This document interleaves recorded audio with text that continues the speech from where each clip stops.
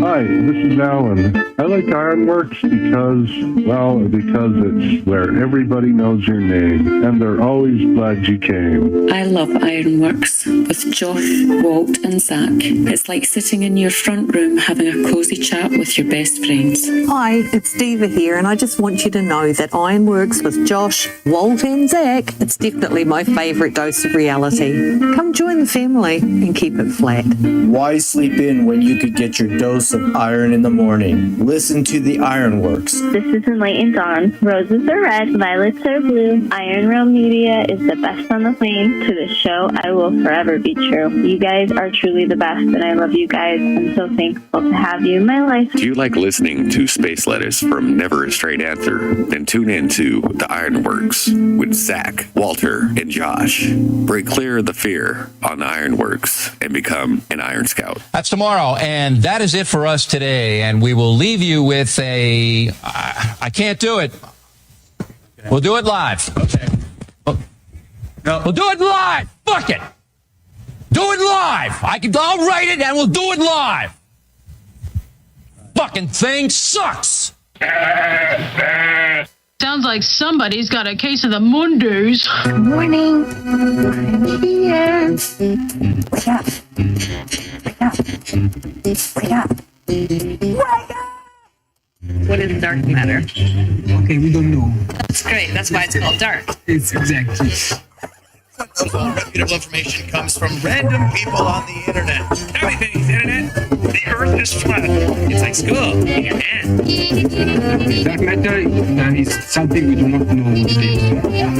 We believe that dark matter is there, but we have never detected it.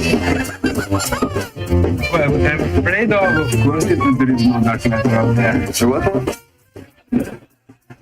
There is no dark matter out there. We need to think really hard. Yeah, TGIF.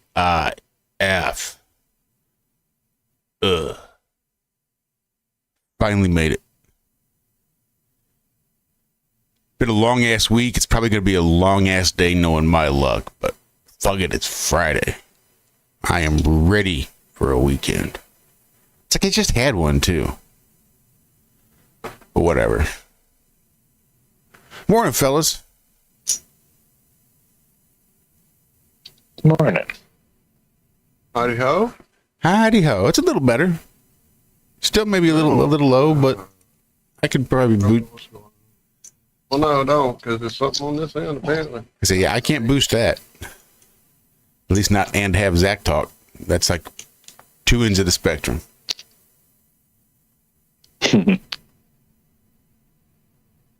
That's so weird. I don't know. I don't know either. I'm checking things. Just hang on. It might just be working dust out, working the cobwebs out. And I noticed it seems like I've done an update. My computer did, because I see the what's new thing. So apparently it's done something. I'll figure it out. Let me dig around. Radio.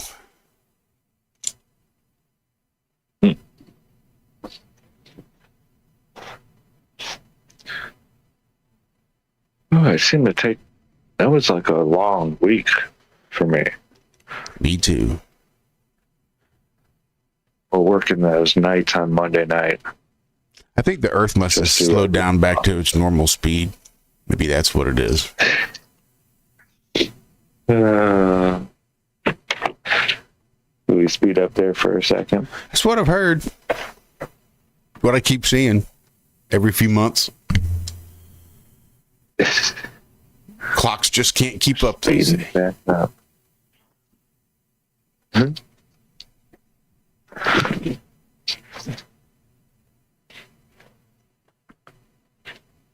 Gotta keep recycling all that lettuce. Gotta God forbid you come up with something new. Or abandon the futile project altogether.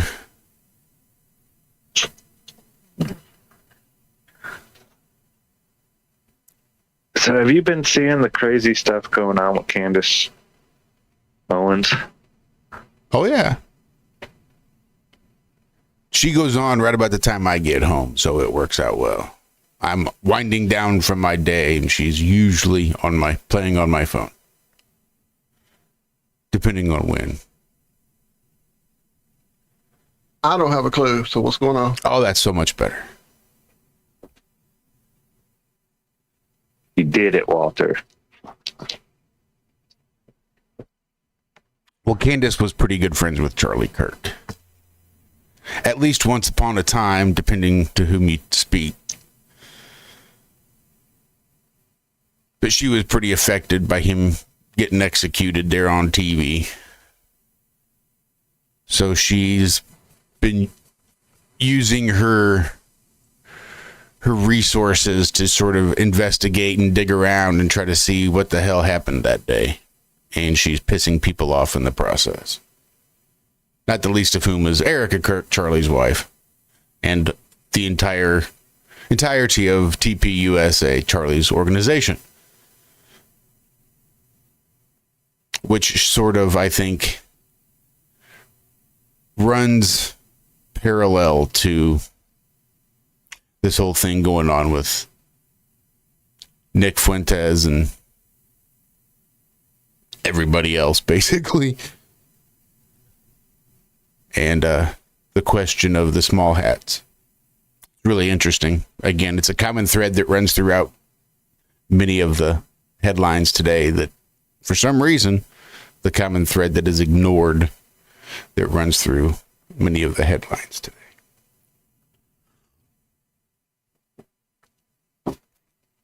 Why, Zach? What'd you hear?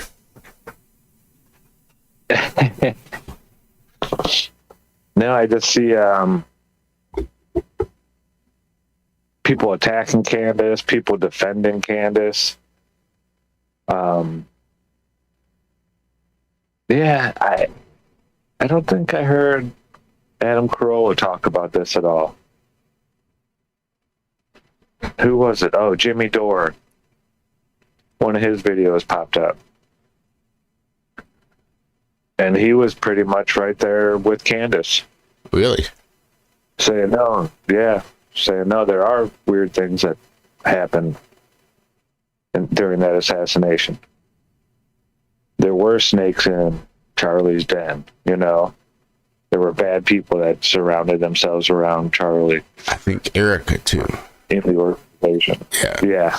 If not Erica herself being one of those, then she herself was then surrounded by parasites and latchers on, and or worse, depending on what you believe about the airplanes out of Turkey or whatever. Been following her around forever. Forever.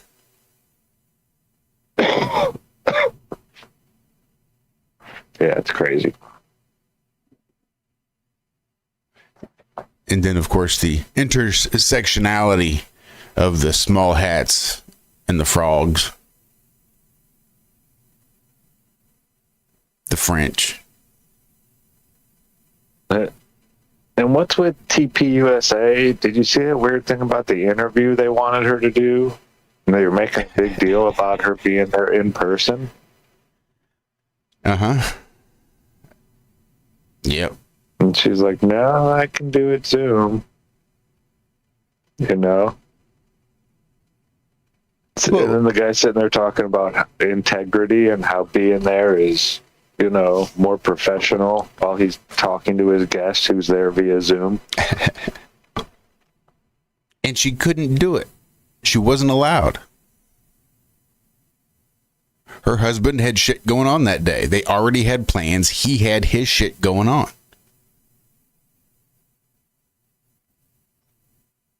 She wasn't in a position to just drop everything and do it at a moment's notice. It's not really how you book guests. I've heard it commented then, and can attest to it. It does seem a little strange that they were trying to draw her out like that, though. Especially just after she came out saying how the French prime minister or whatever has put a hit out on her. Uh-huh. Like she was given information by, authorities that, yeah, this was being done, supposedly. Crazy. Yeah, it is absolutely crazy. Sean Ryan's got some legal trouble going on as well. They're going after all the top podcasters. I guess his congressman or representative, Dan Crenshaw, I guess maybe they're out of Tennessee. Both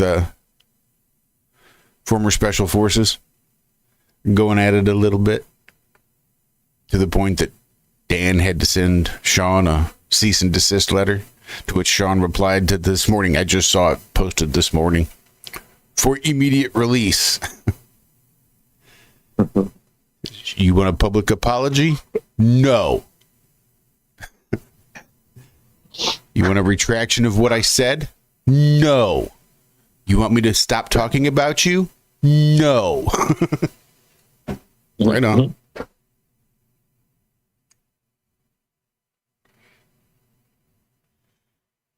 Oh, man. Yeah, you're right, Louis. It is all a shit show. One overly produced shit show.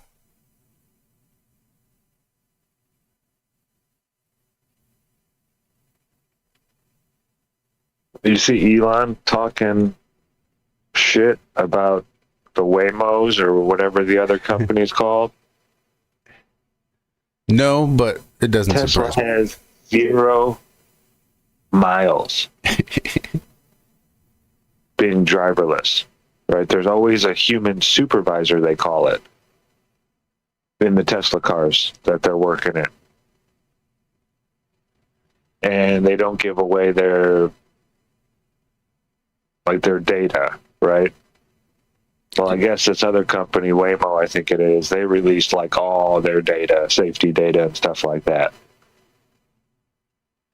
And apparently the cars are doing pretty good as far as driving goes.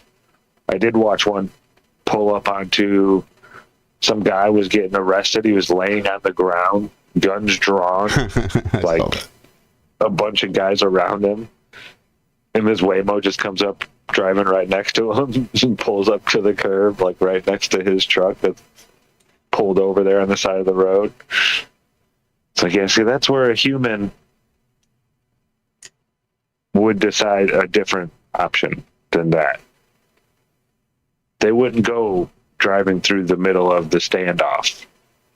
They just wouldn't. They would see all the cops there and be like, oh, maybe I shouldn't go pull up where all the cops are pointing their guns at.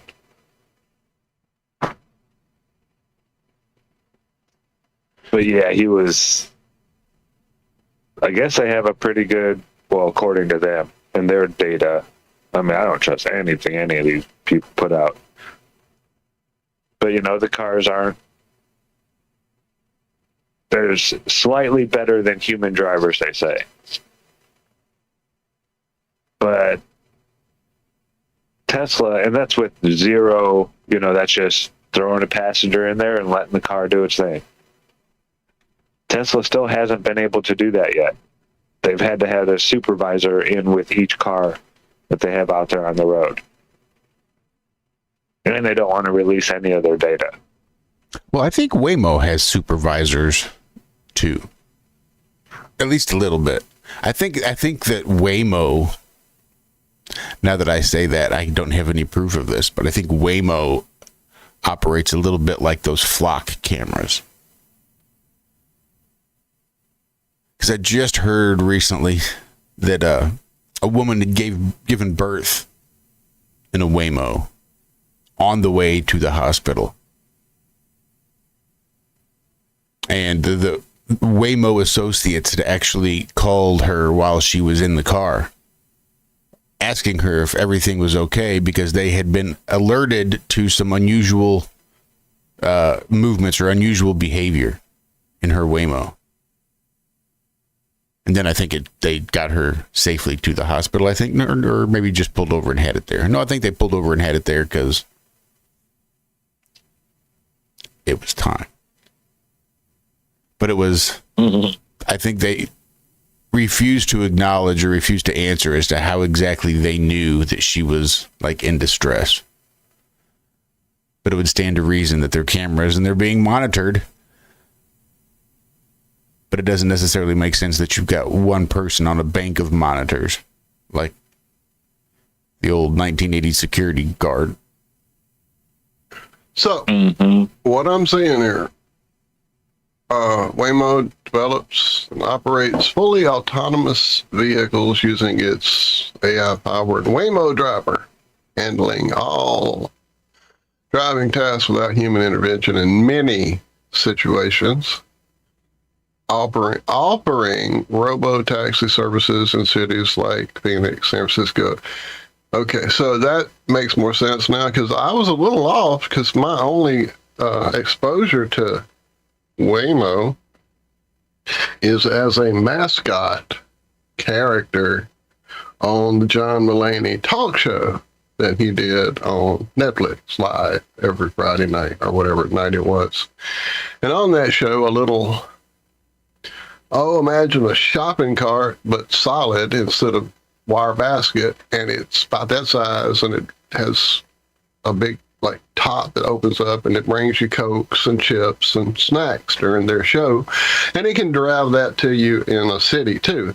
I didn't know they were actually operating vehicle taxis, so I see the pictures now and understand how a lady got in one and had a baby, because I was concerned for the child and the lady sitting in the driverless shopping cart. Okay, so it's a real taxi. Now, it uses level 4 autonomy, meaning it can drive itself, again, in specific conditions without a human driver. Again, making more sense to me now that I see the picture of a taxi rather than the little box that came out. Does anybody know what I'm talking about? The box? Nope. Okay, let me show you the box. Just you. Crazy man. Yeah, I know. That's why I'm really concerned. What's the fucking shit? Okay. These weird, crazy shows Walter's heard of that nobody else has seen. I know. I do watch real obscure shit. I'll give myself that. All right, here we go. Waymo from John Mulaney Show. There he is. Little taxi. He even has eyes that light up for you. He comes out, see him. Little Waymo. Oh, Samo. Wait, never. I see where my confusion arises now. Just a few letters over on the keyboard. Samo versus Waymo. Okay, never mind. I'll shut the fuck up.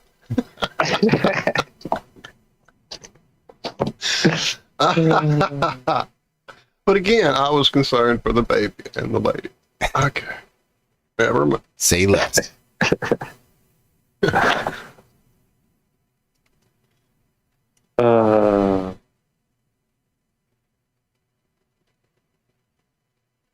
And that just looked like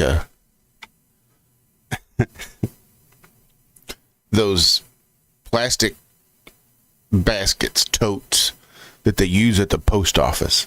At the post office, dude, before you finish the sentence, it hit me what you were about to get to, because that is exactly your analogy, much better than my shopping cart. Yeah, absolutely. Absolutely.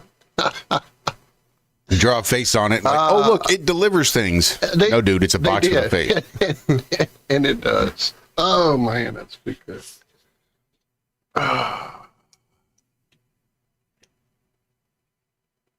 And I see we have been joined.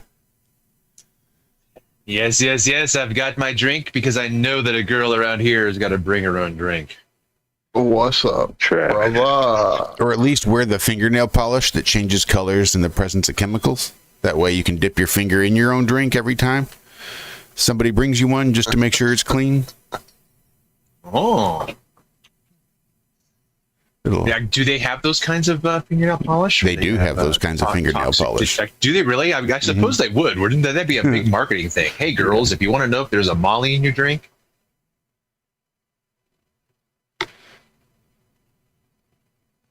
it's a good idea. Pretty sure hey, I saw so that. If not, I just made waiting $1 on your million. package. I'm sorry, what'd you say, Trey? Are you still waiting on your package? I am. So I guess that means okay. As soon as this should be coming soon. I'm gonna hit puberty any day now. Mm-hmm. You know what? Just That's waiting what on she my said. package.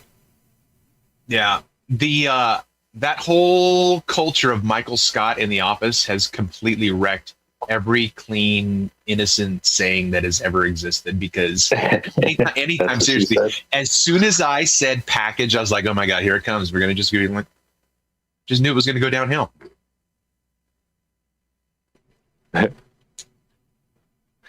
So, dude, orcas and dolphins have been seen in the wild, hunting together and sharing food. First time. They made friends. That's Was it so Thanksgiving? nice. But it might happen. No, I don't know. That's crazy, though. And more orcas are attacking big ships now, like container ships. Are you serious? That's like a gnat. That would be absolutely. How would anybody know? Do you guys feel that? Yeah, those are the orcas. Yeah, but no, they're like, they attack certain parts of the boat. They know to attack the rudder. Are you kidding me? That's wild. Wow. They've been doing this for years. It was off the coast of Spain for the most part. And it's not like 10 attacks or something like that. We're talking hundreds of attacks from orcas on boats. On those big, massive ones that have the Well, most of them were smaller boats, like yachts and stuff like that. Oh, okay. And they were like sinking them. It wasn't just coming up and bumping them and saying hi. Like 5 orcas hitting boats at the same time. Coordinated attacks. Yeah. And now I guess they're going after the bigger boats now. Well, you know what? Orcas are just drones. You know that, right?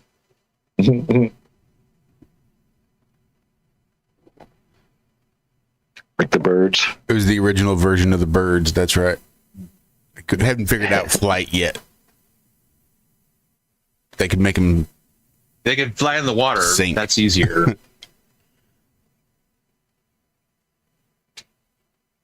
Well, hey, I don't know if you saw it, but I threw a song in if you want to play it at break at all, if you guys do that anymore. We have not been doing that. Just because there was a pattern that emerged. There was a pattern. I would play a song for our break, and I would lose internet at my house. Sound would go Oh, really? shitty, internet would drop out, show would have to stop. wow. Yeah, and we finally went, well, maybe somehow they're really going, okay, you're not going to stop playing those songs. You've demonetized. We've done everything we can, except stop your internet. Okay, well, let me kink up that internet hose for you.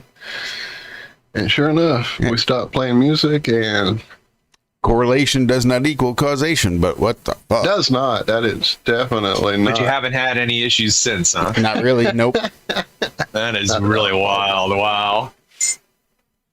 Oh, well. It does make a little sense. I know, like, if you were but downloading music or movies or something, you might get a letter from your ISP be like, hey, we see you're downloading things you shouldn't be downloading or watching things you ought not be watching.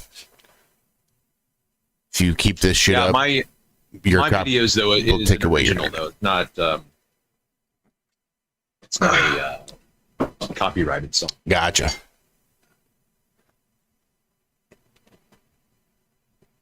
Oh, that But makes so much sense. Now. Whatever. Oops, I thought I was muted. Sorry. Okay, so here's why I'm dumb. I had to know. I was like, why would they call this thing Samo, if there's already a company out there called Waymo, to confuse people like I'm confused. Guess what Samo is? It's the name of a food delivery robot featured on the John Mulaney Netflix show Everybody's in LA. Robot's real. It's a product called Serve Robotics. This is the name of the company. The name Samo applied to the on-camera delivery device was a playful take on the name Waymo.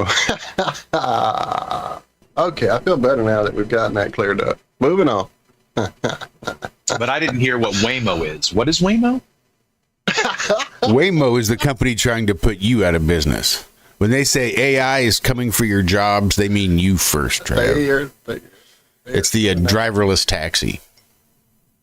Waymo is that's what the driverless taxi is called. Waymo. It's one of the companies that are operating driverless taxis. Yes. Okay. Coming soon to St. Louis, by the way.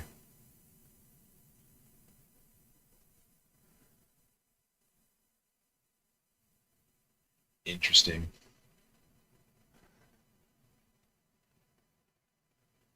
So, how about Did you see over in England? Another person jailed, and this time for a text that they sent to somebody for using improper language in a text message? Like bad, Not like even poor grammar, on you mean? social media. This is different than the than the one she called a fag. This is different. No, this is the same one. Same one. But yeah, that was in a text message. That wasn't like on social media. Right. And I think we probably failed to highlight that fact. Yeah, that's crazy. Like, it's already crazy, even if they did put something like that on social media. But it's not like they were. I don't believe that they were just like tracking text messages, broad spectrum. No, I think it was like. I think they turned her in. The recipient's like, "Oh my God, look what you did! Look at how mean she is." Did you hear what Becky said about you? Oh my God, she called you a fag. Oh my God. Well, that's what I'm saying. That word is from the 80s per se, right? I mean, I'm saying like the last time it was significant in my existence, it was like 80s. So you'd have to be someone. It's always been significant. That word. It's always been significant to a small sect of people. There was a time that a majority of people, a brief period of time, that a majority of people may have looked down upon its usage, but like. Whether it's a cigarette, a homosexual, or just something somebody you don't like, right? It wasn't even someone you didn't like. We called each other that, like our buddies. Yeah. Somebody does something, comes up and punches you or does, guy stuff. 14-year-old boy stuff. Punch each other in the arms too. But I mean, I've called so many of my buddies that over the years. Yeah, but you don't really see a lot of women walk up and slug another chick in the shoulder. And that chick be like, "Oh, knock it off, you ditch licker." So interestingly enough, 10 years in jail. The term derogatory slur, faggot or fag, was actually truly originally applying to that bundle of sticks, like on the cover of Zeppelin 4. It became an insult for a burdensome, troublesome, or useless person, mostly applied to women, an example being old faggot. And it's widely theorized that this general term of abuse extended to effeminate, unmasculine males in the early 20th century. However, there's also a Yiddish influence, because of course there is, from a word fagel or fageli, meaning little bird, also a pejorative for gay men, and may have reinforced the American use of faggot due to the phonetic similarity. And then apparently, in the UK, in British public schools, a fag was a younger student who performed menial fagging duties for a senior student. Oh, this show is suddenly taking an uncomfortable turn.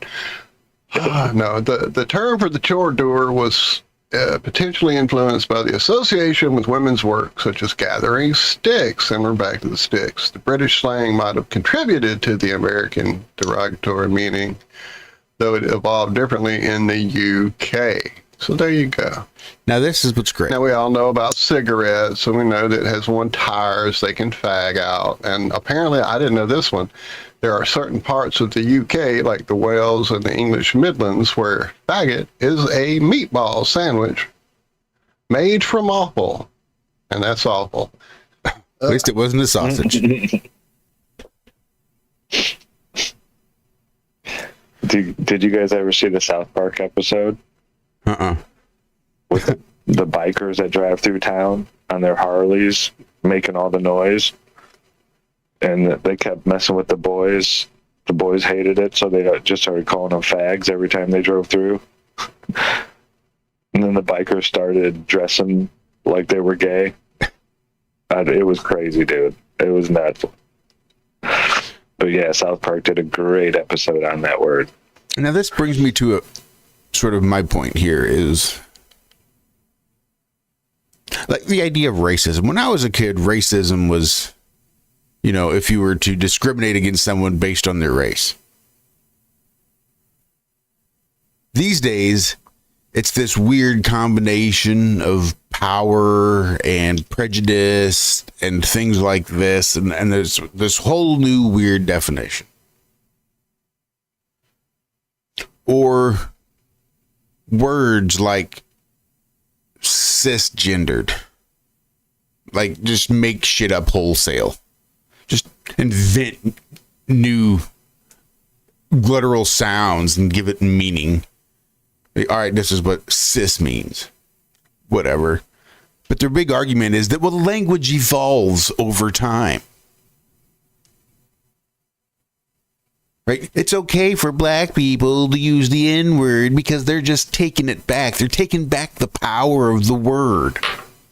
Because language evolves over time. So things might mean one thing at one point, but later on it can evolve and it can mean something completely different. But you can't use the word faggot because it offends my gay friend.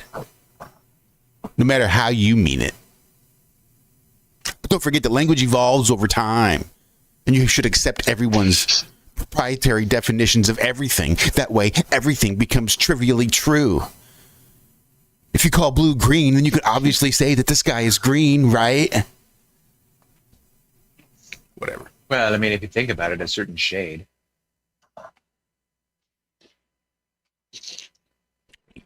Depending on how you define the word, it wouldn't really matter. Sky and think it looks chartreuse.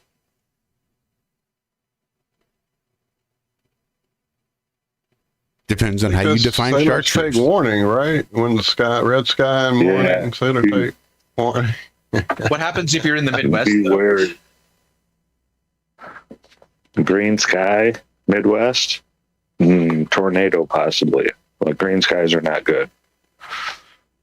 At least that's what I remember from. Oh, I see. You guys are from that timeline. I forgot. Never mind. Yeah, you see green skies, that means the weather's about to do something real funky. Like Flash Gordon. Flash. But from where I came from, a chartreuse sky would just mean a nice pinkish, purplish, maroonish sunset. That's what that would mean. And we'd all go to bed happy. Because that's what color chartreuse is. Sorry, I looked it up. And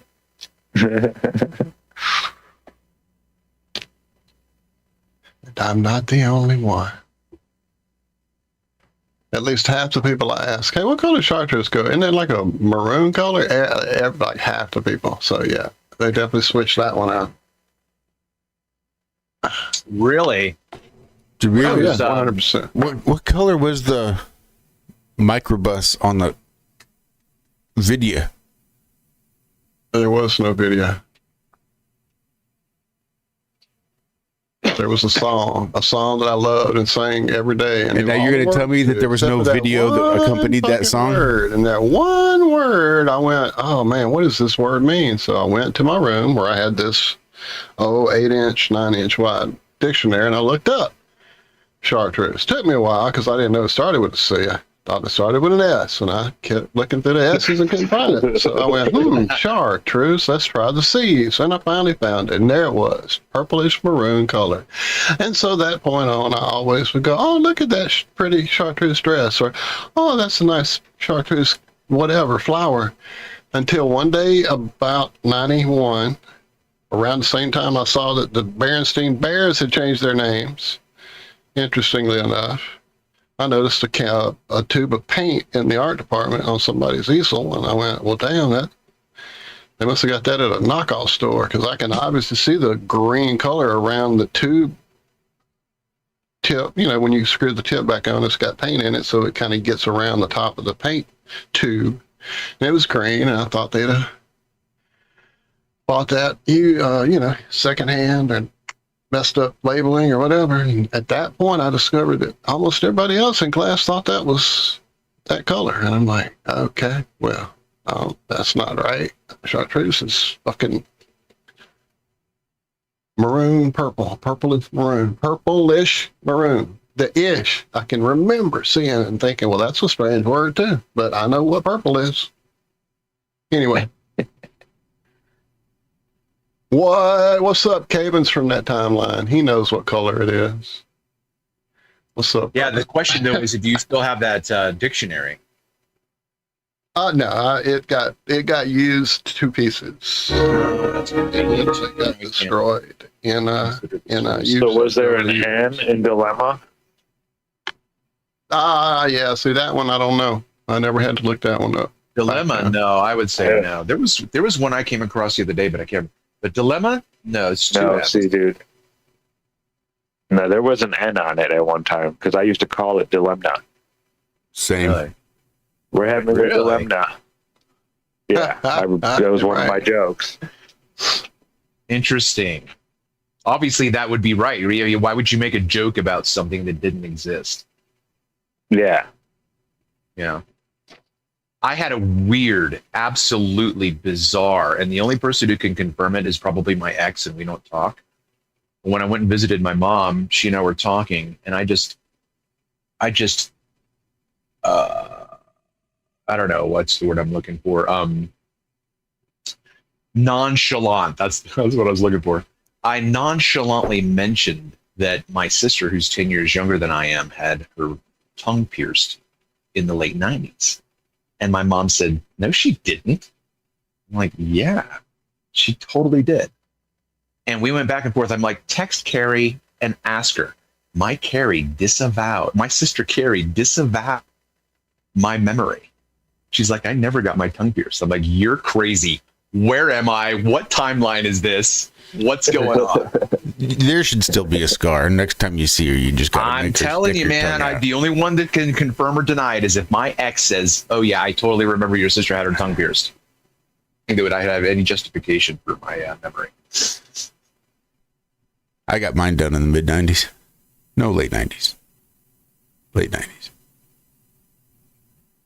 Like 97. So have you guys heard anything about, like, entering the United States, you have to, it requires visitors to hand over their social media history?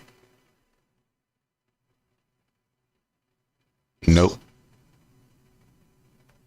But it's saying Australians are abandoning traveling to the U.S. for the World Cup because the Trump administration new rules that will require visitors to hand over their social media history when applying to enter the country. So at what point do people wake up and think, oh, we control the market, so let's not use airplanes at all until they wake up and knock off this stupid bullshit with their policies? I mean, that's the only thing that I can think of that would be an immediate, you know what I mean? Otherwise, you got to make a petition, go around and get signatures. Oh yeah, the only thing that really works is when you affect the bottom line. That's what I'm saying. I knew this right when the stupid thing happened back in 2020. One of these days, they're going to take the TSA away. I haven't flown since TSA was a thing, and one of these days, they're going to give a shit. Vote with your dollars. Oh, they're going to give a shit that they haven't seen you in 20 years? Yep, exactly. Where's Josh? Anybody got the plan? Scheme to get Josh back on the air? We better start changing some things around here if we want to see Josh walk through this airport. That is a little like crazy and draconian, though, isn't it? Like, absolutely. But listen, man, we're in that place where they're just going to keep pushing these envelopes. I mean, that's all you got to do as a business and say, oh, let's just raise our price a little bit and see what people do. Nothing happens. Oh, let's just keep raising it. And then all of a sudden, everybody's just bitching and complaining when they let it happen the whole time. But you want to know my social media history? All right. I remember this one time back in 2002. I met this dude in a Yahoo chat room. He lived, I think, in Georgia. It was somewhere down south, but he was from England. And you knew it was him on the line because every time you said hello, he just said, wee, in big capital letters. And that's how you knew it was him. And man, we used to have some great conversations. He was a super nice guy, but I think he was like sick from testicular cancer. And that's what he was doing down south, was getting treatment for his testicular cancer. Like, do you really want my fucking social media history? Like, what the fuck? You want my password? You want to scroll through my fucking timeline? You want to see the shit that I've hidden? You want to take a look at the people that I blocked? Like, what do you mean? You want my social media history? Like, that shit boggles my mind. Would you expect anybody to believe that you don't have access to everybody's fucking social media history now? My fucking internet dies if you don't like the music I play. Fuck off. You want give you my social media history. You've got it. You give me my social media right. Well, history. you give me my social media history. I would love to have access to my MySpace page. Can't remember that password for shit. Oh man, if I could go back, I had a podcast that I kept getting stalked by some guy named Tom. Creepy fucker was stalking me too.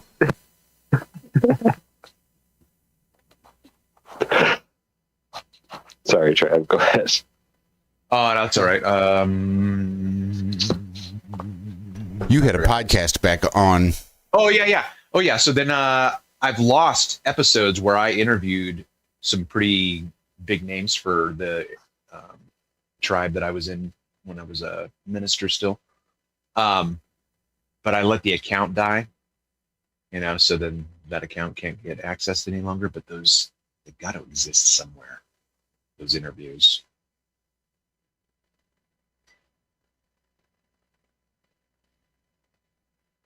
Yeah, 34 degrees. It's been crazy warm here in Colorado. It's going to be a little chilly here tomorrow. It's going to be 4. 4. Funk that. Yeah. That's what I'm saying. I'm so sorry. My God. I think it's going to get in the 30s like over this weekend, maybe, or towards Sunday. Yeah, Sunday it's going to be 30 overnight. Yeah, we're going to be at like 20 degrees. Yeah, we're hitting down to like 20. That's our coldest so far. And that's Sunday night, Monday morning. Coldest. Oh, well, it does look like it had warmed up a little bit. Now it's saying 6.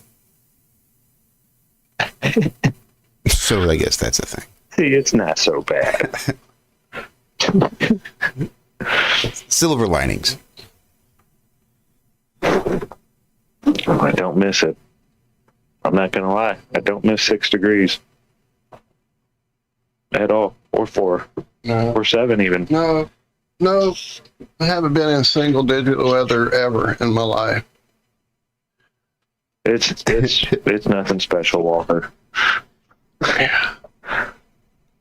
It's just as miserable as that. Special in its own way. I remember when I went to Chicago for the first time in '92. So I started my college career in the. So I got there in January. So Chicago is freaking cold. That was the first time I think I felt cold through all of the layers, and I was like, "This is what cold is." Like it doesn't matter how many. Yeah. And now I'm fucking cold. That's Windy City cold weather right there. Like you can't get warm without help. Like, electrical this or that, or a chemical reaction, heating things. Yeah. No, it's horrible. It's not that bad. You just gotta wear. Well, layers. no doubt. Our buddy from Canada in chat, Alan, saying we wouldn't like it there. I wouldn't like it there. You're correct. I would. In Chicago's. I didn't like it in Shreveport. It's like. I think I'd like Saskatchewan. Like Michigan. So it's cold, but it's also very humid. So all that humidity in the air, it's just a different type of cold. Like in Colorado, 0 degrees was really not that bad. But when it's got that moisture in the air, it like sticks to your face and freezes. It's just horrible. Something about the Chicago cold.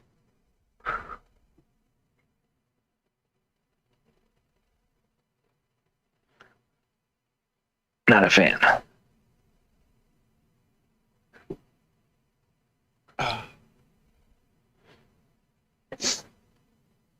So what else has been going on, Trav? I have just going over some old footage recently. Yeah, I every once in a while I'll Chesapeake Bay. Isn't that where you always used to shoot? Uh-huh. Yeah. Yeah, that and in the Ventura coastline with the Anacapa Islands. But yeah, every once in a while I'll go back through. Sunshine. Oops, sorry. That's all right. Alligator lizards in the air. What is that song? Ventura Highway by America. How does that part go, though? Ventura Highway in the sunshine. Or something like that, right? Where the days are longer, the nights are stronger than moonshine. Okay, yeah. Now I got the song. Alligator lizards in the air. That's where I've heard that. God, dude, I knew I heard alligator lizards in the air, but I just could not place it. As a kid, I never understood what, even though I grew up hunting alligator lizards, because I lived across the street from a field that was just barren. So we had bluebellies and alligator lizards, snakes and all that kind of stuff, right? But I never knew what was alligator lizards in the air. I always thought that as a kid, it reminded me of an obtuse, Lucy in the Sky with Diamonds reference, right. Drug reference. That's me too. I didn't know that they were a thing. Well, yeah, but the thing is that to me, I think now my interpretation is just that they're talking about the fact that they're out sunning themselves. So there's just alligator lizards everywhere. And then instead of saying everywhere, they say in the air. They're just out getting air. They're just... That makes sense? That's the way I look at it now. Well, yeah. And I mean, hair, there, despair. We got to say air, right? Without a care. But with some flair. There's a bear. There. When he was only 3.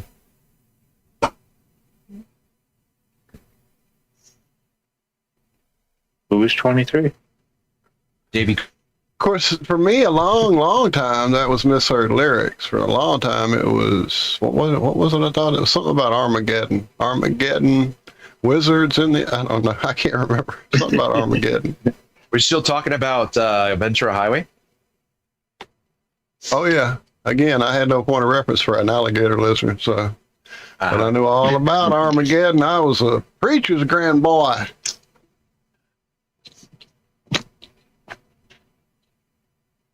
Okay, let me go find the alligator lizard because I see a request in chat.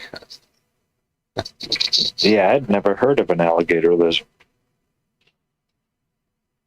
They kind of have like a almost more of a, to me, whenever I saw one, their head always reminded me more of like what a dinosaur head would look like, or a dragon head. For some reason, it looked more like that to me.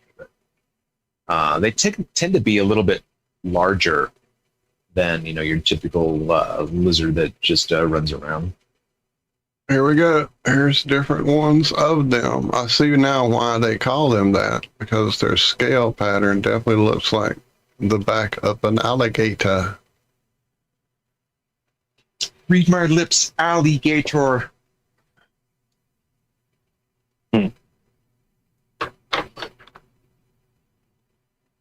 That's a pretty one. Ooh, first lizard I ever saw out in the wild, not like in a zoo or something like that, was at a beach up in Michigan, or on Lake Michigan, up in Illinois. Like, we didn't have them down on the southern tip, the coast of Indiana. I never found lizards there, but they were all over at this place up in, I think it was north of Chicago, some state park. I didn't think lizards, I remember I was young, and I didn't think I'd ever see a lizard. I thought they were warm weather stuff, you know? But no, they say they bury themselves way deep in the sand, and they stay warm enough below the permafrost line.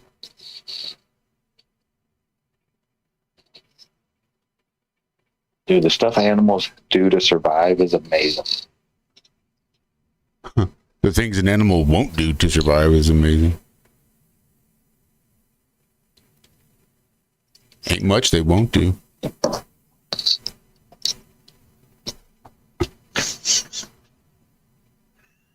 It's like human beings were given the logic, right? We can now like have laws and things like reason and consciousness, but we sure lose our fucking fight or flight instinct. Like, we will just, we are some boiling frog motherfuckers, that's for sure. Yeah, we are.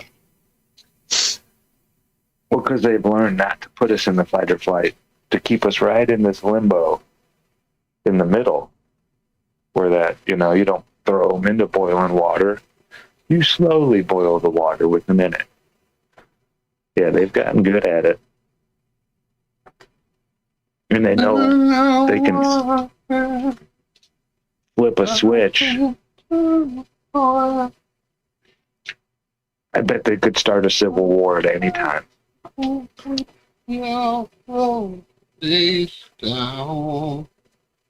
Sing it to us, Walt. I did. She woke in the morning. I'll stop.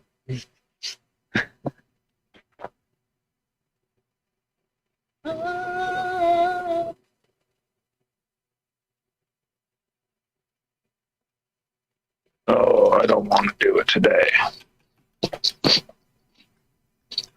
Working with the boss's son, though, he usually gets pretty easy jobs. There you go. Not at my dad's location. He did.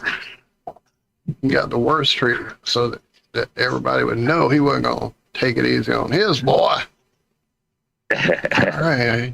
Cockbiter Make a extra. point of it.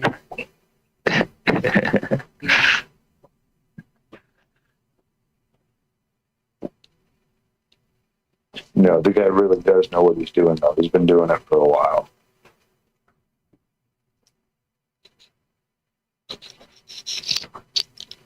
Been out there.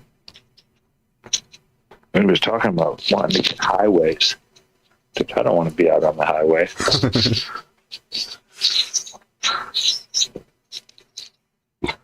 You're gonna definitely have to readjust how much I get paid. Yeah. If you expect me to be out there with those idiots. If it's anything like the highway workers around here, I don't want you out there on the highways either, Zach. Yes, that's crazy. You think people don't give a shit on a county road? Yeah. Family of 6 in a minivan doing 90 miles an hour from fucking Arizona. They don't give a fuck either. Mm-hmm. Or just aren't paying any attention to be aware enough that they should give a fuck. Until they hear the thump off the fucking front end of the car. What was that? Not sure. This damn speed bump out there on the highway. I don't know what it's doing out there, but man. Don't know what. Messed the front end of my car up pretty good.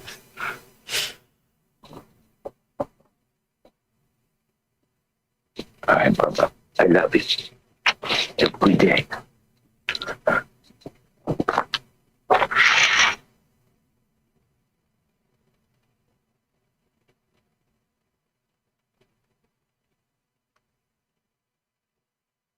At the Comfort Inn 500 miles away. What the fuck happened to my car?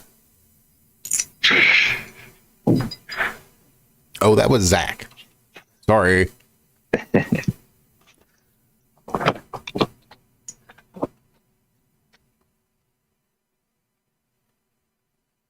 Yeah. No, I definitely don't want to be out on the highway. No, one of our competitors,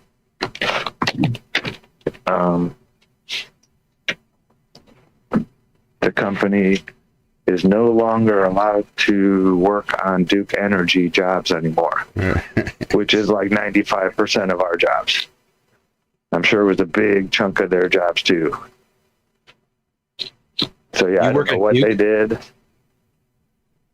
No, I will work for our subcontractors that work for Duke. Well, and I work with Duke. But no, I'm not like hired by Duke Energy. We just do traffic for the utility workers. Because they have a few different subcontractors that do line work and underground line work. And then we also work for guys that work on the road crews that, fix all the roads up and all that kind of stuff. Pretty much anybody that does utility work. Pipeline guys, we'll work with them sometimes.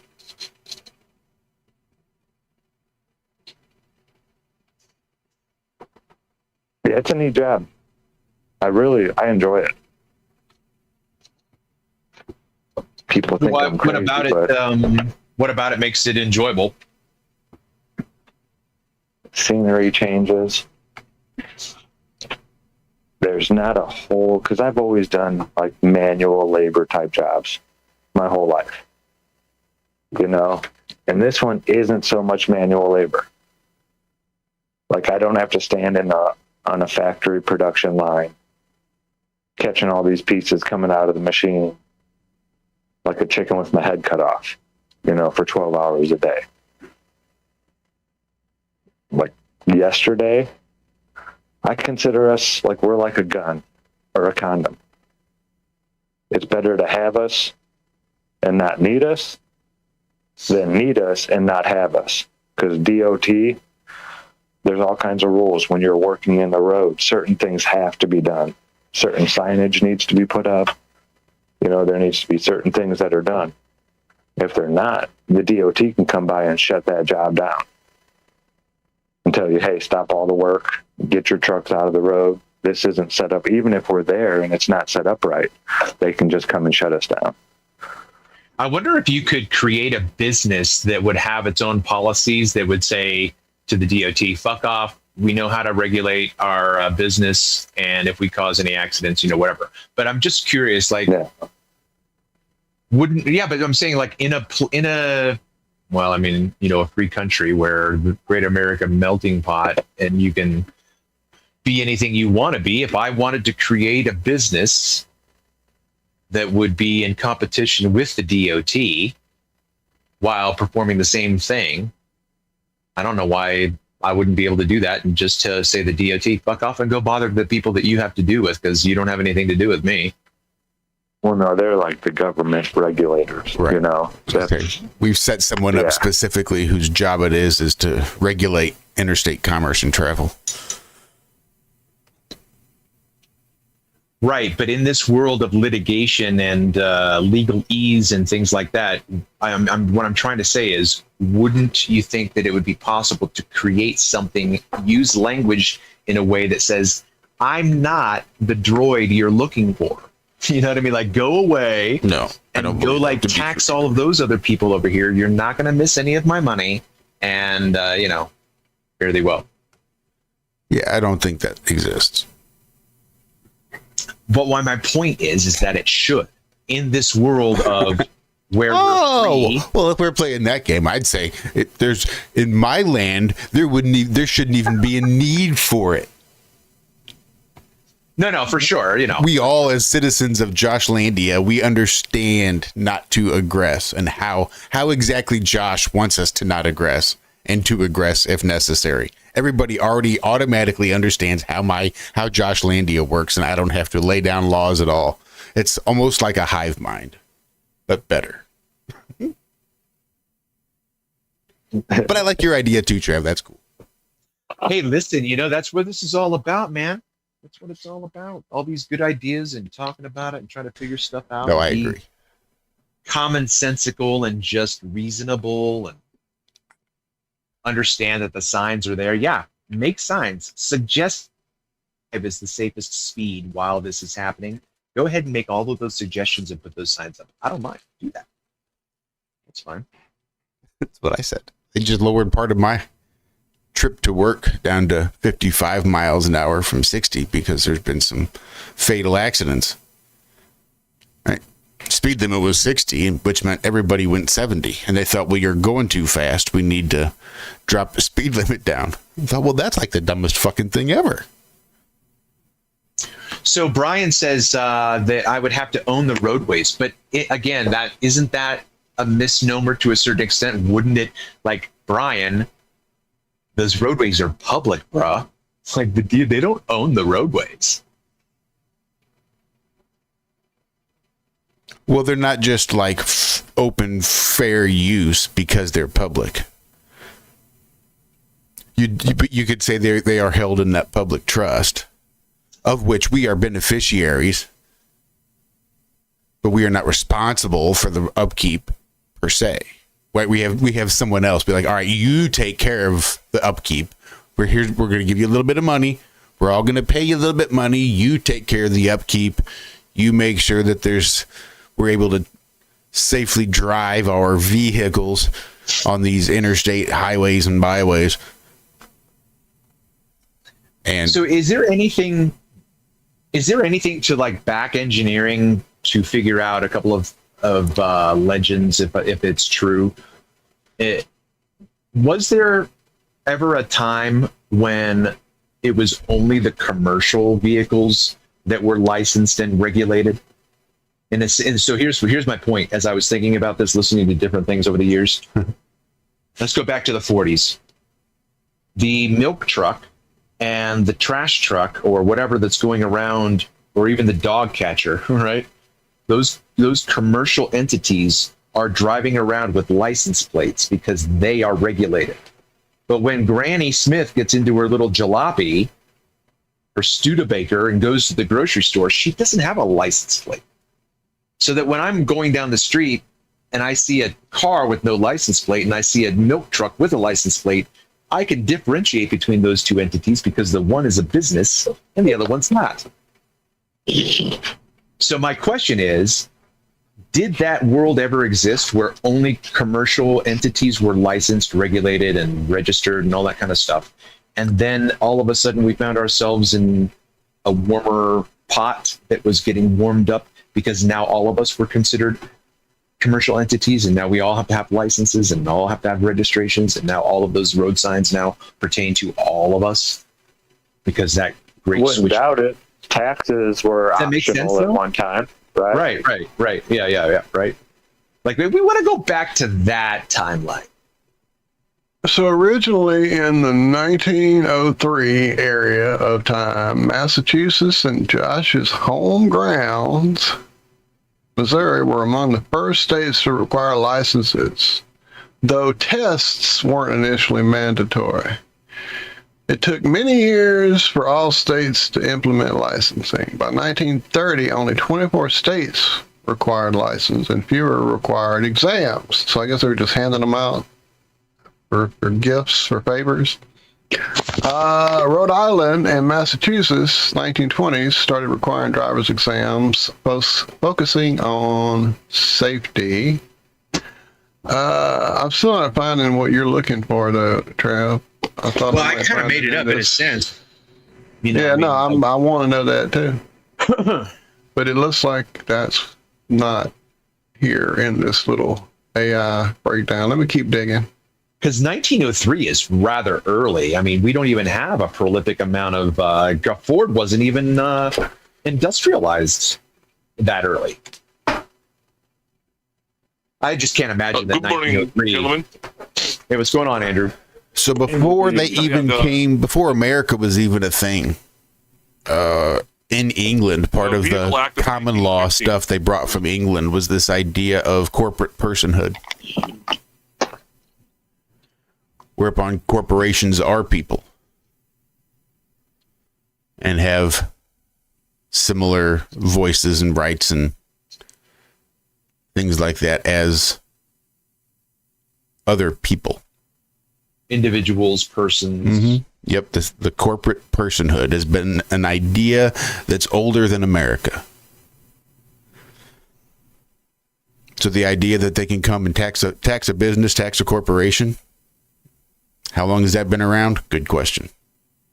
Maybe that's how they've always done it. Imagine the Dutch India Trading Company. That's how far back I would think it would go, even farther than that, whatever it existed before. Right? So I think there's communist style exit strategies. In so much communist meaning they look really good on paper. Yeah. There's some awesome theories about how to bust free of the chains of the legal system. But it's not like the chains of the legal system are particularly rigid and not subject to subjectivity of those enforcing it. I mean, I've got something to add into this. It's all just a matter of how strong you are, who has the violence, who has the power.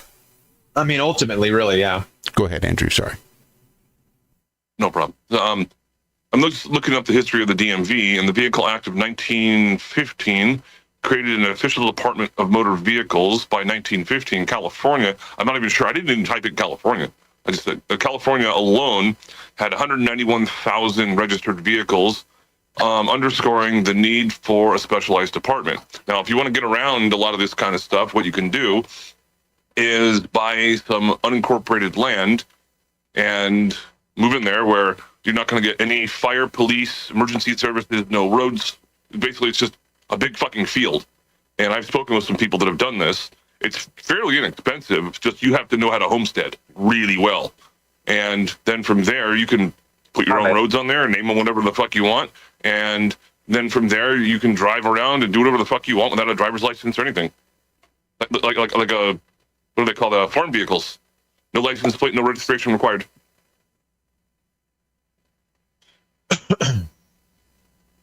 Yeah, I know a lot of farmers' children that learned how to drive those big combines and stuff at like 12 years old. I mean, when I got here, they're just out in the field.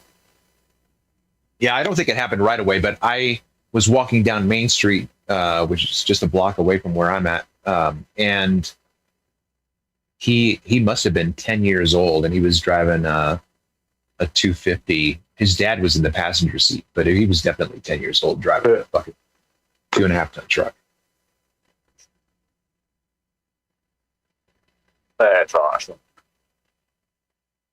Yeah, I smiled and kept walking. You know what I mean? It wasn't like I threw a glass bottle at him and said, "What are you doing? You're going to 10-year-old out of the..." Well, growing up in the country and in the 70s, that was definitely a lot of what we did on Uncle Quentin's farm was tractors and the old 3-on-a-tree Ford.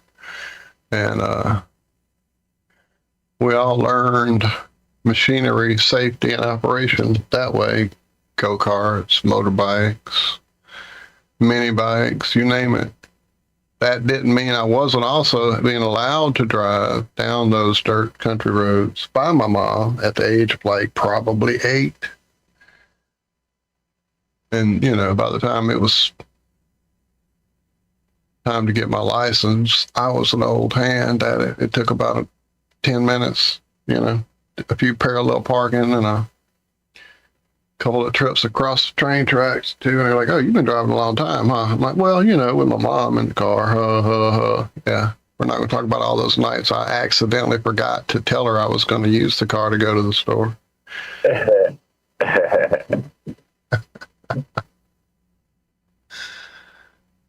I remember learning how to drive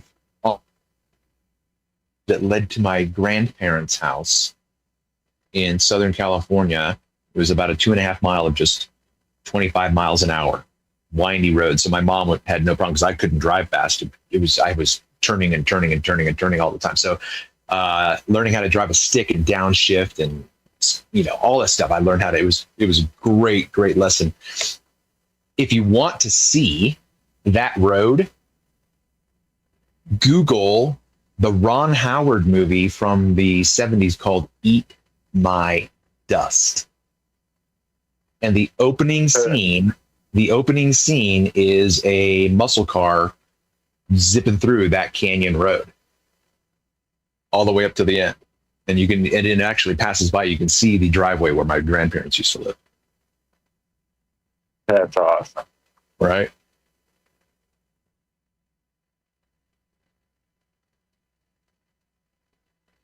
You know what? I could put that video in the chat.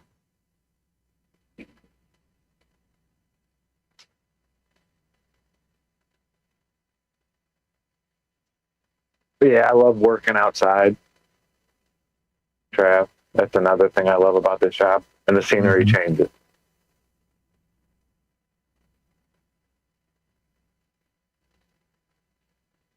I mean, even if you love what you do, just walking into the same place every day after 5 years gets old.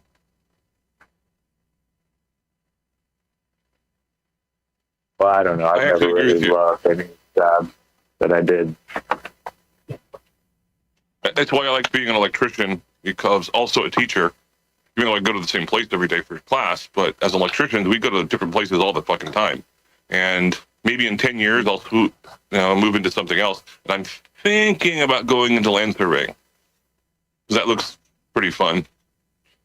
I only have to go to school for like maybe 6 months to a year. You'd be good at that. A lot of math involved. And they've taken to the rental program as well. So you don't have to go out and buy all your fucking theodolites and shit, and tripods, and your whole truck full of shit. You can rent them for a monthly subscription. I would probably just buy one. The most expensive one is called an all station, a complete station. And those are like $20,000. But those have like Wi-Fi on them, digital displays, and that's just for like a hard drive. Isn't that just line of sight? Like you can get drones that'll pop up and measure all that shit as well. Like it's our geospatial department at my job is pretty advanced, pretty good stuff. Trouble is DJI doesn't do the drones anymore, and my boss can't remember me telling him like 2 years ago that DJI was gonna stop with the drones and that we need to find something else. If we use DJI drones, we better find something else, because pretty soon we won't be able to get DJI drones. He just kind of smiled and nodded. Oh yeah, you crazy son of a, whatever. Okay, yeah. I have a DJI Mini 2. Spent almost $600 on that fucking thing. God damn it! I used to have one of those. Yeah. Well, if they're not making them anymore, they're not going to do support. And they may still make them in China. You just won't be able to get them here.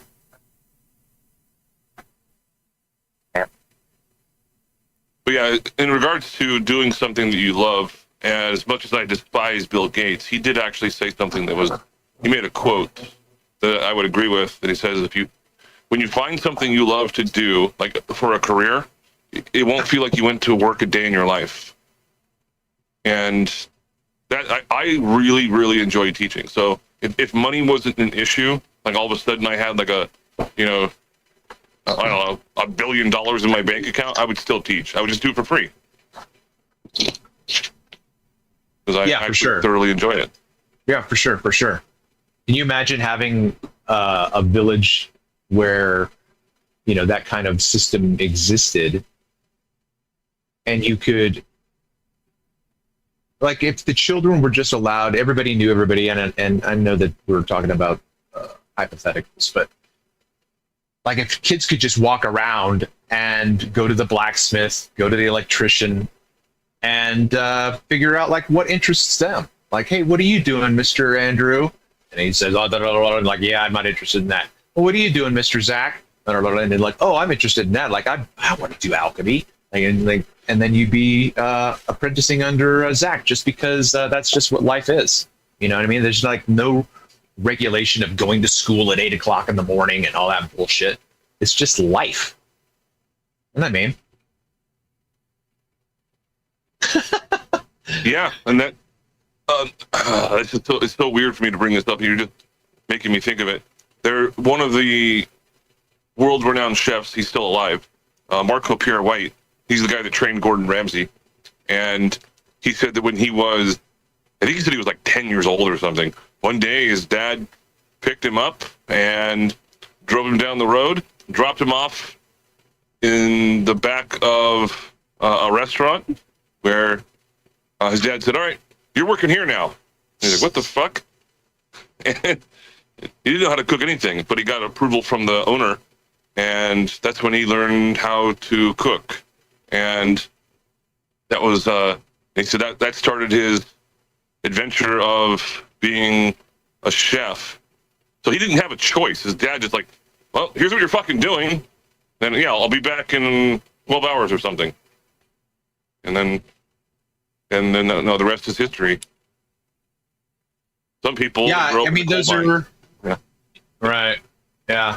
I mean, sometimes the universe just drops you in, and sometimes you orchestrate the parachute landing for yourself. You know what I mean?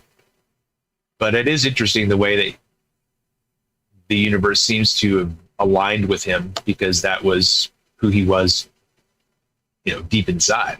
Like there was resonance with that industry, so to speak, or whatever it is about that industry. Kind of like you with electricity, right? Like, what do you, were you exposed to that field when you were in the service? Is that when you were? Yeah, that's where I didn't know how to wire a single pole switch or a receptacle, and I couldn't tell you what a fluorescent light bulb is. Right. Well, now I can. I can tell you in extreme detail, but I didn't know shit. My dad was a carpenter. My grandfather was a carpenter. My great-grandfather was a carpenter. They never taught me shit about electricity, so I just kind of, yeah. Did you pick up anything with carpentry? Oh yeah, I've done every form of construction you can think of. I've done. No, but I mean, as a kid, like when you were a kid. Nope. I mean, I tore apart like old appliances and stuff. Like, oh, the VCR is broken, and that's it. Here's a screwdriver. Take it apart. I'm like, all right, why? See what's inside of it. All right, well, cool. So then, in the service, you were just given those duties, and it just stuck with you and created an interest. Yeah, well, I chose to be an electrician. I was supposed to go into BUDS, Navy SEAL training, and I got in trouble for underage drinking in the barracks room, and that's when they stripped me of all my guarantees, and I was removed from air crew and search and rescue training. I had to pass both of those first. For this one violation? Underage drinking and false official I lied. So I had 2 violations, and they knocked me down from an E3 to an. Yep, it's an Article 92 and Article 89.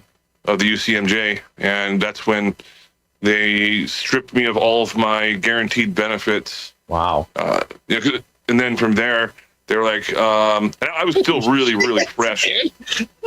Yeah. That is harsh. I mean, this is like right out of boot camp too, so I wasn't like. I'm just saying, like, one of those would have been severe. Yeah, it's well, it's also false official statements and disobeying a direct order, and also, the disobeying a direct order is basically meaning if you're under 21, you cannot drink at all, ever. Yeah. So, right. So they threw everything at you. They found every violation or infraction that they could find in your action. Like the one thing you decided to do, drink. You decided to do one thing, drink, and it has 35 violations. Yeah, essentially. But that's when this little butter bar, he's an ensign. He was like fresh out of law school, but now he's in the military. And he said, they already know what they're going to do. And he said, if you lie again, then it's going to be even worse. They might even kick you out if you lie again. He said, so just stand before the captain and, in 06, a full bird, and admit what you did, and then apologize and say you won't do it again. He said, otherwise this might get really bad for you. And I was like, oh, fuck. Were you the only one involved in this? I mean, like, was there no one around and you were just part? Okay. Did anyone else suffer this, or was it just you? Oh, there was a line of us. Yeah, I was in line. And when the people come out, some people were just like, yeah, I lost 2 ranks, or I lost a rank. I'm like, oh, fuck. So, yeah, you go in there one at a time, and there's a whole bunch of high-ranking people in there as witnesses, officers, and chiefs and master chiefs, and then there's the commanding officer right there, and then they also have the masters at arms, like security, Navy security, and they're all in there, and you have to stand there at attention and just look forward, answer all the questions. Meanwhile, my fucking hands are trembling, like, oh, fuck. Oh, I'm only 18. Oh, fuck. And then, but yeah, my electrical training came after that, because that's when they said, okay, you have to choose a new job. They kicked me out of aircrew. They kicked me out of fucking all of those guarantees. I said, yeah, you have to pick a new job. So what I did is I chose to go into the Seabees. And that's when, the Seabees have 7 different trades, and electrician is one of them. And I figured, I don't know shit about electricity, but I also wanted to go into a combat role, but I also wanted to go in something that was also technical and transferable into the civilian world. So I chose to become an electrician, went through that training, and I graduated top my class, got both of my ranks back in 4 months, and which would normally take 6. Yeah, it'd normally take a year. So I got both of my ranks back, and then the rest is history. I mean, and I would be, if we had master electricians in California, I would definitely be one. But I do have a degree in electronics and shit like that. But I love electricity. I love teaching it. I love doing it. So, is there a possibility that, Andrew, is there a possibility that the moon is a fluorescing light, so that if you think about what happens in the noble gases that are in the higher layers of our air, right? So that you have blue sky, or you have like pink skies, green sky, whatever, all of those neon noble black gases that are up there, they get excited, right? They get activated, right? Okay, so then if you have the sun, and the sun is a radiating source, let's just say, for the sake of argument, if we're going to just do a flat earth map with the sun on top, and just how big is that radius, right? How wide is that radius? So then if the moon is outside of that radius, it doesn't have light. And if it gets inside the radius, it does have light. And so it's like on that little, to me, I started when I was looking at the moon a few years ago, and I still think about it, which is why I'm talking about it right now. I still think that there's an energy field in which the moon and the sun operate, so that's what activates the light of the moon. That makes any sense? Yeah, I understand. I do. It's an interesting concept I never really thought about because we have the new moon, where the moon is not visible anywhere on Earth for a few days or something like that. 3 days and Boom, it's 3 visible days, again. 2 nights. Yeah, it's not all of a sudden, man. This is clockwork, right? This is the sky is a clock. So it would be interesting to see how many people in the audience, and then ask people now. Just use this as a question. Did you know that every month there's 3 days and 2 nights where there's no visible moon anywhere in the world? Like, most people don't know that. And so, so the new moon there's absolutely zero visibility. And the reason why that is because Luna is so close to Solaris that his light, his glory, completely washes out hers. You cannot see her. She's too close to the source of the radiating glory. But the minute she gets far enough away, you can see her. Right? And that's where the waxing begins, where she starts to increase her light for 14 days. And then you got full moon. And then 14 days later, you have the waning. And then you get the very end where you get the last sliver. That's where, when the light is, that's where the moon is moving in and out of the field of the proximity of the sun's radiation, I guess. So yeah, for it to fluoresce like a fluorescent tube, or there's no such thing as a fluorescent light bulb. It's just a common misnomenclature. But the thing about it is the fluorescent tubes that are pretty much outdated now because of LEDs. Yeah, they have a gas inside of them, and when you turn on the switch, what it does is it sends the power over to 2 electrodes, which spark really quick, therefore causing excitation of the gas inside of the tube. Or conversely, you hang out at Cami's garage with Zack while he's playing around with all his little fiddly plobs and bibbly bob electrical devices, and you play like you're Darth Vader because you're holding a fluorescent tube 5 to 8 feet away from the thing, and yet it still glows, which kind of broke my brain. I'm not going to lie. I know how that works. Yes. And that is okay. So then, Andrew, then my question then is, can you translate what I'm trying to would it be worth looking into talking about how those 2 bodies, the sun and the moon, interact with each other in that field, right? It's in my opinion, it's a field of light, it's a field of energy, it's a field of frequency, it's a field of vibration. And you have these 2 that move with each other, and as the moon gets closer to the sun, it diminishes in light, and then as the sun passes, right? It seems that it's possible that this is where, although I haven't found any confirmation of it, that the tortoise and the hare, right? That story, that fable. This is the sun and the moon. The sun is moving faster than anything in the sky, and so it laps everything. So that's why it comes around and catches back up to the moon, and then the moon is behind it, and then the moon's in front of it, and then the sun is lapping. But anyway, it just seems to make sense to me that it's a possibility to explain it with polarization of light.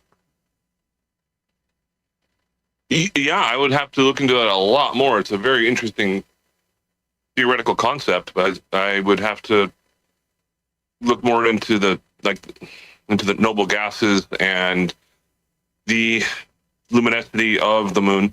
And that's something else that you've been bringing up. In regard. I know it, dude. Where you at, Zack?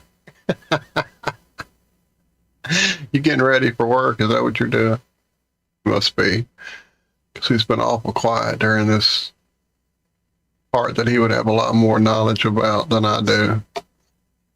But I know at one point he had tubes of all the noble gases that he would excite within that field of electricity that I speak about, and they would definitely fluoresce appropriately to daylight, to sunrise, sunset. Yeah, it was pretty nuts to see that shit. in person. Right. It's one thing to see in a video that, oh yeah, that's cool, you did that. But to be there and watch it happen, it's like, oh wow, okay, I get it. It could be what's happening above us. Absolutely. Mm-hmm. And it's all about your viewing angle. In my opinion, I mean, like if you were, if you were to change your position, I think that everything in the distance, you could get up high enough to where it wouldn't be an orange sky anymore. And it's all just about the angle, which is kind of the same way with refraction, in terms of mirages. Like if you're up too high, you can't see anything in a mirage, but then if you get your eyes down closer to the road or whatever, then you can start seeing it. It's all about that. And if you were creating a simulation and trying to park a moon in a spot next to a fluorescing electric diode type thing, and you weren't really sure the correct distance, and suddenly it arced a few hundred times, it might look very similar to what we see on the surface of the moon, what with its craters all being the same fucking depth, because that's how it would work. But I digress. How about why the moon looks so much bigger when it's on the horizon versus when it's high in the sky? Optical illusion. Just bend over and look between your legs. There's the visible spectrum, which we can see with our naked eyes, and then you can actually get into other things like night vision and things like that. But there's also something called the Kelvin scale. So there's the Kelvin scale when it comes to heat, like absolute zero, the Kelvin scale. But then there's also the Kelvin scale in regard to light. And any electrician has to know this. I mean, so it goes from like a dark blue purplish type of a color, and then it goes all the way up into like 0 Kelvin is basically just like white, like bright white. And then from there it goes up to like a dark red color. It's very similar to the pH scales in chemistry, for acids and bases. It's the same kind of sliding scale that goes back and forth. So if I've never understood exactly, even though I've looked on the internet and I've had some answers, but other people have told me different things and other websites disagree, that like, why do we have a blood moon? Why do we have a blue moon? Why do we have a bright white moon or a slightly grayish moon? It's like it always changes fucking colors. So if you think about, right, if we could create some kind of model, right? You're talking about like the, what's that old, that device that was found? Anyway, that if you could move the sky, so you have everything mapped out, you've got the constellations all mapped out, but then what if you could create almost a simulation of the air, so that you can turn the sky, and these frequencies, these lights, these overlappings of polarity, right? Because we know from what I think Cami did this, and I think Karen did these things with the those filters. If you put you've got one filter that's a little bit dark gray, and then you put two of them together, and you rotate them, they actually cancel each other out, and then you can see through them clearly, and you keep turning it, and then they cloud up and they darken and all that kind of stuff.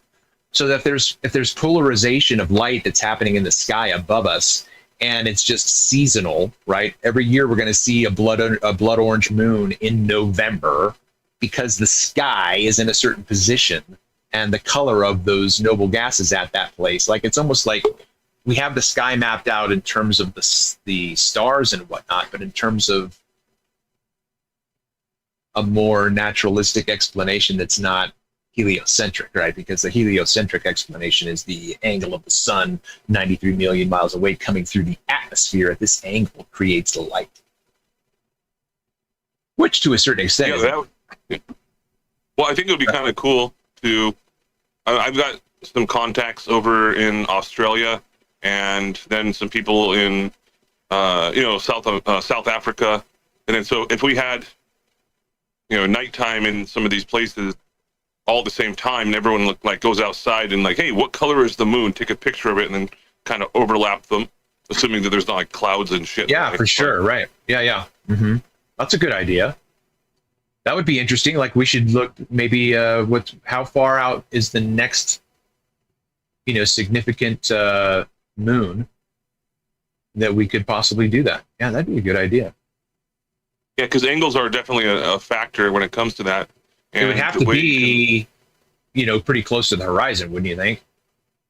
It's not going to be. It's going to be early on in the event because it has to be close to the horizon.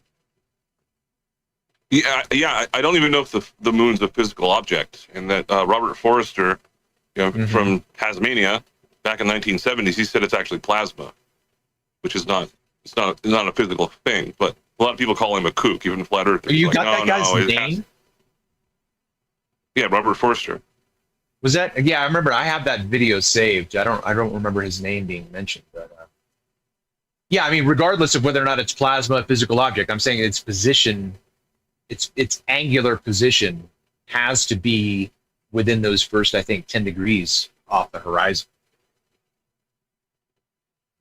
Because once it gets past that, once it gets higher than that, it doesn't have the color and the size any longer. Yeah, the luminosity definitely changes as it moves at higher angles.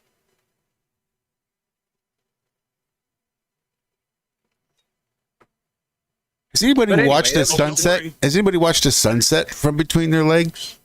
Just out of curiosity. No, I haven't. I've heard Weiss talk about that. You put your head between your legs and something weird happens when you're looking at it. I don't know what the fuck that's all about. I've never tried it. Well, it's your angle of observation, isn't it? I suppose. I mean, I remember hearing the explanation, I think when I was a kid, was that if there's landscape on the horizon, it's the contrast of size. So that the moon is so big in contrast to the trees or the mountain. So then there you have a contrast. That's why the moon looks bigger. That's not always the case if you've got, an open horizon without any landscape. And don't forget that Erwin Shapiro from the Harvard Smithsonian Center for Astrophysics said that the best possible explanation for the moon is observational error, that the moon doesn't exist. The moon is bigger than it should be, apparently older than it should be, and much lighter in mass than it should be, and it occupies an unlikely orbit and is so extraordinary that all existing explanations for its presence are fraught with difficulties, and none of them could be considered remotely watertight. Right, but what if we stopped looking at it from a heliocentric model? I wonder how the explanations would come about, right? Because the one thing that I've started to say about my observations is when I've made these long distance observations, okay, look, I'm reading Andrew Thomas Young, or I'm reading these citations, and they will say to the reader, in these conditions, the Earth will look concave. In these conditions, the Earth will look convex. And I'm like, when does that happen? Because I never see convexity. In 7 years of making observations, I've never seen a convex presentation of the Earth's surface. I've never seen a concave. So I don't know where this legend came from, which is my point. We ignore all of the science, which I think we should. If we ignore all of the science that Andrew Thomas Young has published, and I have actually email correspondence where he disavows a lot of the stuff that I'm asking him about. He's like, you're taking this way too seriously. I'm like, the fuck I am. People are going to you, reading you, and coming back to me saying what you said. And what you're saying to me right now is what you said is just theory. It's just ideas, and you have no idea whether or not it's true. Like, this is the big guy telling me none of this is like real. So if we start looking at, weird. If we start looking at these phenomena, then from a naturalistic perspective, I think the simplest way of our just looking, seeing, and saying what we see, that's as simple as it needs to ever, or that's as difficult as it ever needs to really get, because it is so very simple to explain how you see and why you can't see things in the distance with no appeal Real to quick. Real Yep, go quick, ahead. Jack's streaming there in chat saying, when I filmed the moon last week, the moon almost looked folded over. It was very strange. Somewhere in my 8 or 10 terabytes of crap, I have a video that I saved off of Twitter. Remember Twitter? And it was allegedly filmed by an astronaut aboard the ISS of the moon. And in that footage, the moon looked like it folded over on itself like a piece of fucking paper. Man, when did this happen? It's been a few years back. Josh, Zach, well, Zach's busy, but Josh, I know we watched it quite a few times back in the day on Have No Sphere and stuff. Do you recall that at all? The moon looking folded over. Yeah. I'll dig around. It probably won't happen before the show's out, but I'll dig around if I can find it. Here's my space lettuce for the day. And don't worry, this must be real because it's on space.com. Astronomers discover images of rare Tatooine-like exoplanet with a strange 300-year orbit. Exactly how it works is still uncertain. Oh, wow. This is super fucking exciting now. So they've discovered a planet beyond the solar system that orbits its twin parent stars closer than any ever seen before in a binary. The twin stars in the sky over the newly found extrasolar planet or exoplanet likely bear a resemblance to the twin stars over Tatooine. Again, this is like retard cake. Like, here's a slice. How much more do you want? Fucking morons. Not you guys. The home planet of Luke Skywalker when viewers first meet the young hero at the beginning of Star Wars, A New Hope. And yeah, not quite the retard cake I found a couple weeks ago, but this is up there.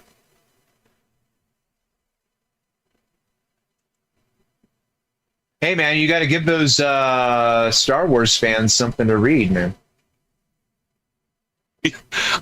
I could probably actually just create a separate YouTube channel entirely and just go through and do what Jaren was doing originally and just call it like space comedy or something like that.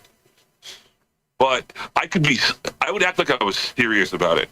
And then I would probably start making money, but I would probably have to sell my soul to NASA, which I would, NASA, JAXA, RAXA, or why would you have to sell your soul to NASA unless you were endorsing their model? Is that what you're saying, though? Again, well, yeah, metaphorically. I'm just saying that I would have to. I could still do it, but it would be like if I was going to embrace something that I really hate and disagree with, but make money off of it. That would just be that's grifting, I think, isn't it? What's grifting? Well, if I were to do something like that, if I was going to make money off of something I didn't really believe in. Oh, yeah. But I was, yeah. I don't know if I could do that. Just wouldn't feel right. But don't worry, Tatooine is out there. Luke Skywalker, Chewbacca, and, Jabba the Hutt. They're out there somewhere. Don't worry. Magnum PI premiered 45 years ago yesterday. Wow.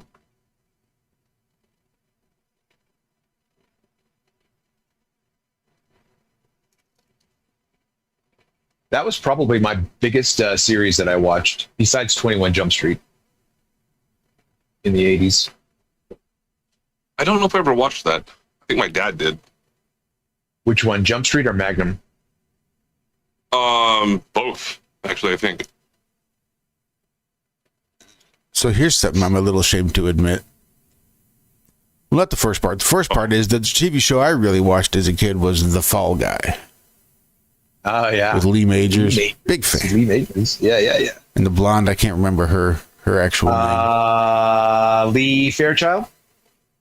Fairchild. Oh, sure. Something Fairchild. But Morgan Fairchild. She had a really thin nose, didn't she? Like a razor thin nose, I always thought. Yeah, she got the Junos.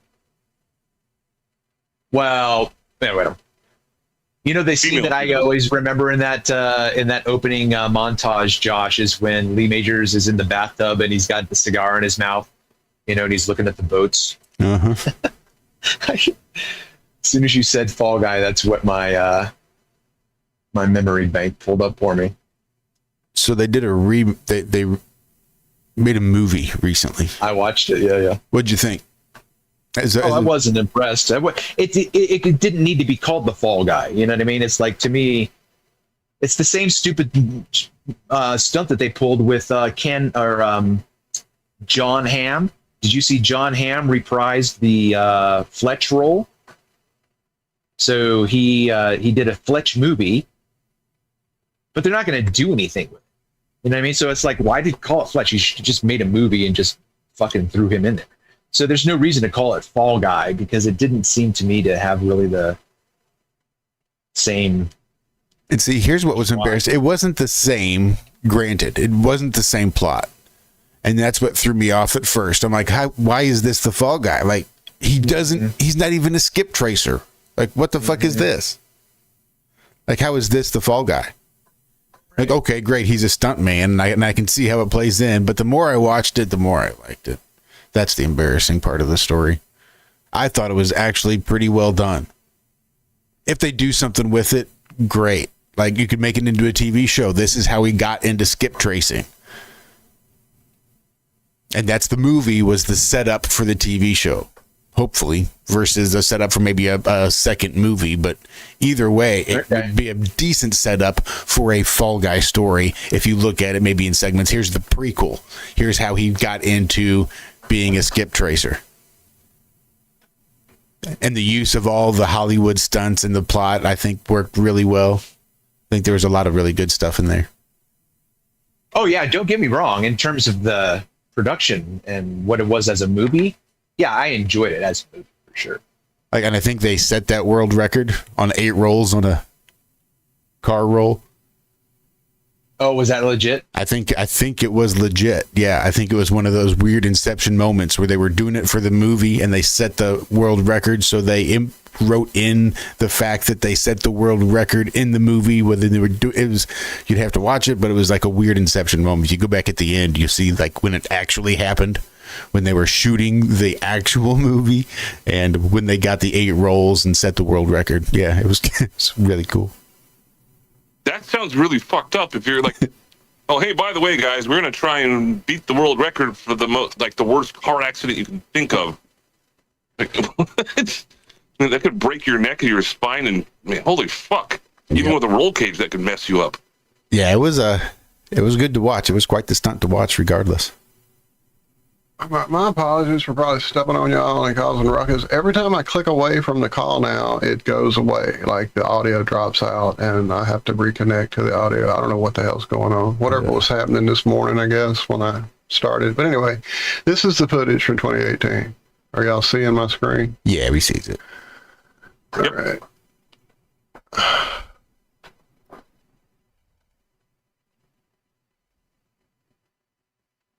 Wait. What's going on now? That is what you see. No, hold on. So, like, what's stationary? Is this a weather balloon? It's a Russian cosmonaut from the ISS allegedly filmed this. So he's stationary. So the moon is setting. Okay. Or allegedly. Huh.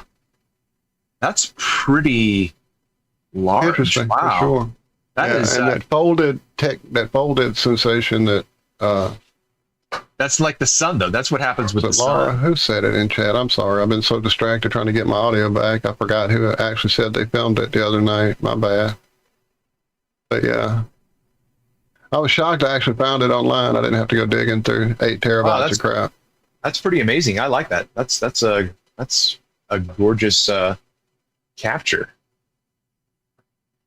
I searched for full moon getting folded and found something completely different. I bet you got a whole different page. Oh. Yeah, you probably want to watch your internet filter on that one. What's odd about that is all of the other nonsensical pictures and videos they've shown from the ISS don't look like that at all. At all. Nope. I thought that too.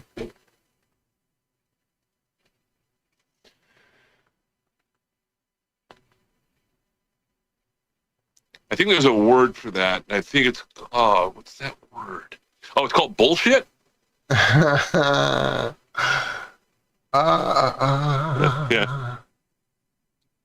But maybe we should just call Jaron. He can confirm whether we're correct or not. We'll just get him on the... Well, that was a Chinese site, so I don't think that's what that was called. I think they called that bullshit. How do you say bullshit in China? Oh, I'm going to have to look this up. They don't do very well with their L's. Bullshit. Oh, yeah, absolutely, Logan. Oh, I'm sorry. Logan in chat saying it looks like there's a density layering thing happening. Oh, yeah, absolutely. Sure. Yeah. I just, that when she said that about the folded moon, which I'm trying to go back and who said that? I think it was Jax, maybe. Or it was either Jax or Laura. I apologize, guys. I'm terrible this morning with memory. But anyway, it definitely made me think of that footage, because back when we first saw that footage, it was like, well, damn, I get what's going on, but it sure looks like a paper moon. Because we were using that song at waypoints earlier on. Yeah. God, that was so far back. Recently, I had to go digging through old footage or old videos trying to show. But look at the way that screen is right there, right? So that, in a sense, that's what I'm trying to say. If we look at the sky to the left, you're by yourself. We don't know what screen you're looking at. Oh, am I really? I thought you came up. Oh, you know what? I'm watching. You're probably watching YouTube again. I'm watching the YouTube. Yeah. And that's fine. Yeah, I've stopped sharing. I'll drop the link. I've closed it, but I can get it back. Yeah.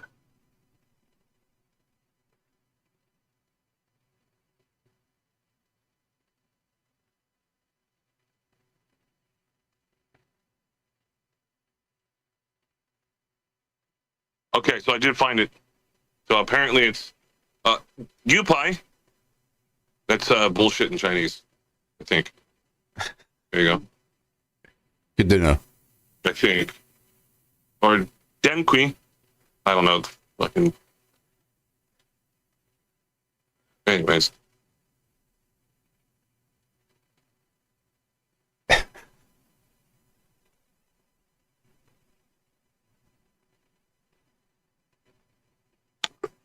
So, is anyone doing anything interesting over the holiday season? Listen, hold on now. I'm looking at this video now again. Uh-oh. That is wild. That's exactly what I'm saying. You need to watch this video. This is what I'm saying, Andrew, in terms, like, watch the size of the moon.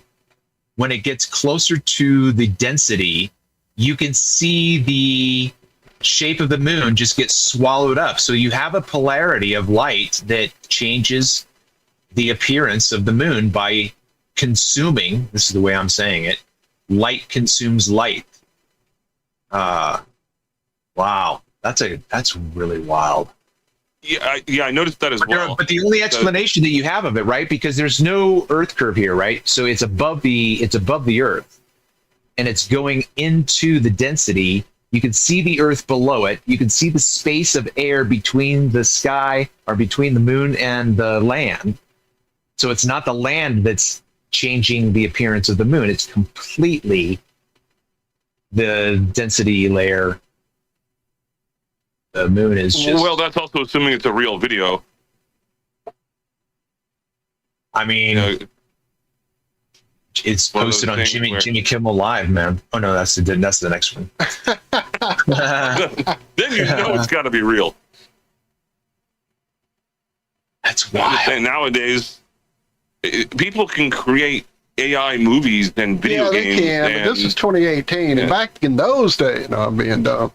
I remember when the footage hit, we were all like, or I guess I locked it in more than everybody else, but I do remember the discussion being like, well, it might not be real, but it sure doesn't look like normal footage we get from ISS, blah, blah, blah. This actually looks very real to me. Well, that's what I mean. The footage we usually get from ISS looks so fucking produced and just, it's too good. It's too correct. It's too fixed. This looked like somebody shot it with their fucking cell phone, literally, And I get that's one of what the you would do. Yeah. Right. That's what I say. That would be what you would do, is not make it good. But it is what it is. The movie Independence Day came out in 1997. And before I'd even seen the movie, everyone, this is back when I was on a bowling team and shit, back when I was in high school, and everyone, I was like, oh, how's the movie? They're like, oh, it's fascinating. It's so good. The graphical effects are like, you can't even tell the difference. I was like, oh, interesting. I'm going to have to watch that now. 1997. And they've only gotten better from there.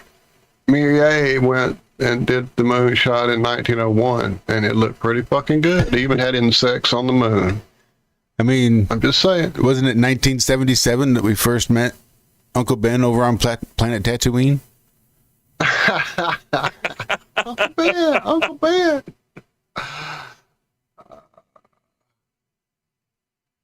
Certainly seemed to. Well, I'm going to go on mute, let you guys take over your show, as always, because it's only got a few minutes to go. So I'll hang out for a little bit afterward. Well, thank you. Yeah, thanks for coming to hang out with us. We appreciate it. Same with you, Trav. Wow. I'll be expecting a package any day now. Travis, thank you as well. I'll check. Yeah, for sure. Cool. I'll check the email from the post office. Yeah, I think I mailed yours on Monday, and I think I mailed Walt's on Tuesday or Wednesday, so.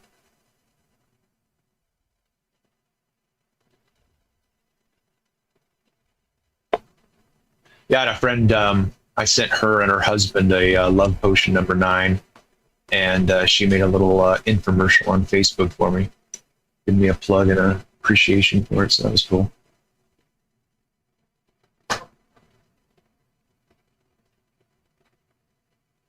Real quick in chat, they're talking about heaters. It's not just space heaters that are awful for your mucous membranes. It's all heaters. If you're running heaters, you need to have a humidifier going. That is one of the things that will dry out all of your mucous membranes and make you more susceptible to shedding exosomes.